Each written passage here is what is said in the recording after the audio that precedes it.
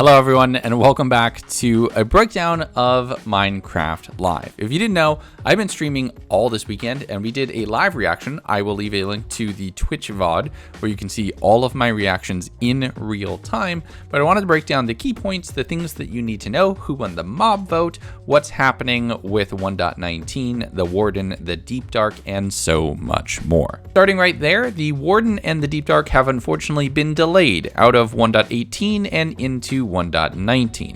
Caves and Cliffs Part 2 is going to focus exclusively now on the remaining terrain generation changes and will not include the Deep Dark or any other of the new biomes. Only the lush caves and the biome changes we've already seen in the snapshots are actually going to make their way in. Now that's already a lot in the world, so it kind of makes sense, and they've talked a lot about delaying the Deep Dark. We haven't seen it in any of the snapshots, so this is unfortunate, but it makes sense. And with how much the Deep Dark and ancient cities have been expanded and added to, yeah, it makes sense, and I'm kind of scared to play this now, so I want to wait until 1.19. Talking about the ancient cities, all of the different deep slate variations are finally in use in a structure generated in the game, and you have these large, open, expansive cities with a bunch of lights that are out, and they're all covered in Skulk. And we've learned a lot more about the Skulk blocks themselves. So you have these Skulk blocks, which are the goop blocks, for lack of a better word.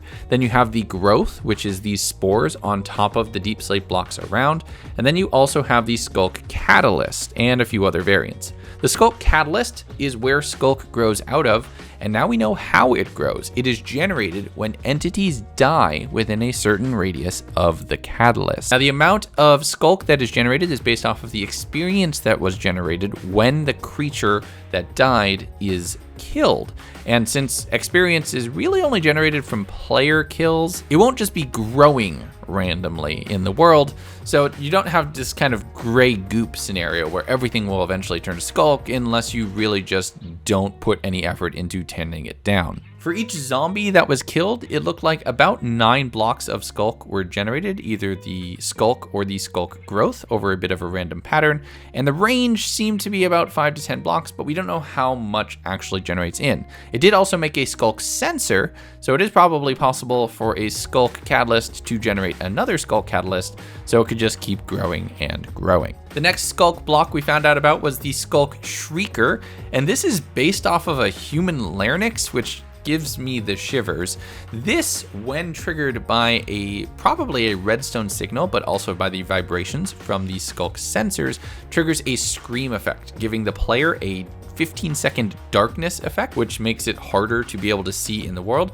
And after a, quote, certain number of times that you would trigger the Shriekers, on the video, it looked to be about 3 times, the Warden will full-on yeet themselves up out of the ground, breaking through blocks to be spawned in around the player. Now, we don't know if the Warden can break through all blocks or if they just spawn inside of areas that are highly dense in Skulk. If the Warden can break through any blocks, kind of similar to a Vex, and chew their way through, it's going to make combating it a lot harder because you won't just be able to pillar up or block yourself off to prevent yourself from being able to be reached. Additionally, the Warden has developed a sense of smell, which means that the Warden will know where you are even if you don't make any noise, so you have to move and get out of there. The Warden's damage is still very high, 2-shotting a player in full netherite unenchanted, but we were mainly shown Skulk in the context of the deep dark cities, or abandoned cities as they were referred to as well.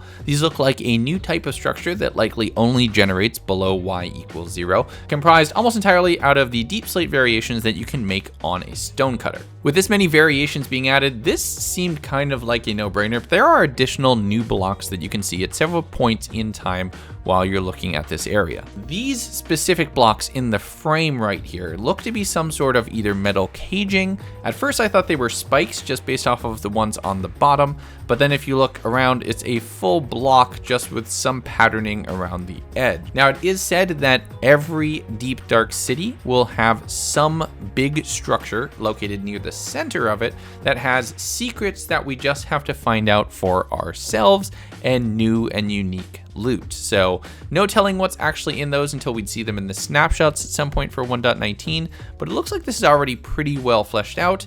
yet incomplete. So it makes sense why this is pushing to 1.19. So since we have the very spooky, it was time for some fun and derpy mobs, and frogs are finally being added to the game.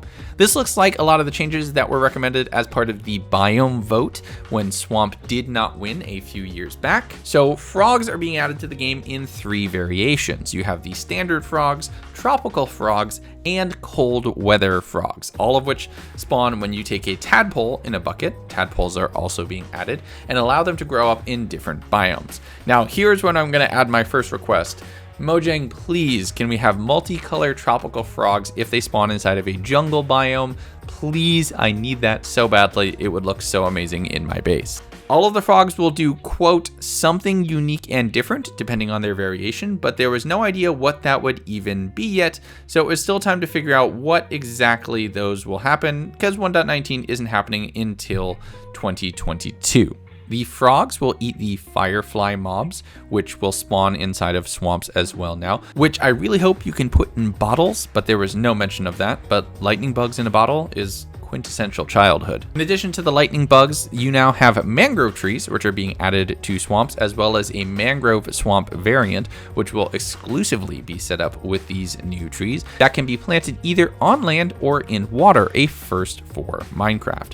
Now they grow in this kind of claw pattern to a central trunk with large root blocks on most of the sides, which is another new block that we're going to be getting. And since we're getting a new tree, we are getting another new set of woods, which looks like somewhere of a mix between oak and acacia or jungle. It's kind of right in the middle of that build palette. The full set of wooden blocks will be available in mangrove variants come 1.19. Also is the new mud block, which you get by making a block of dirt wet with a bottle of water, and you can use a dripstone block and a dripstone spike to drain the water out to get renewable clay. So clay is now a renewable resource in your Minecraft world, not just through buying it from stonemasons. And that mud is also craftable into mud bricks, which has a nicer, smaller square pattern that is different from any other brick variant in the game, and I think would look great in either the swamps or in mesa biomes as a sort of adobe block or adobe brick to work well with terracotta as a textured variant.